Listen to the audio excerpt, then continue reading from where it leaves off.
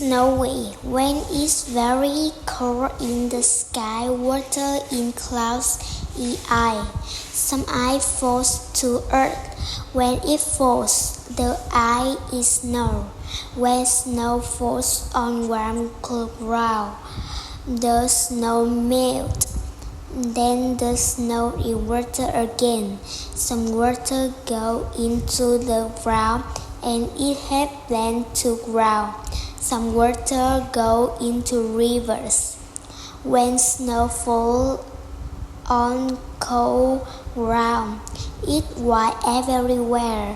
When lots of snow falls on mountains, people can ski. When lots of fall on houses and streets, people can drive their cars. Then they can go to school or work.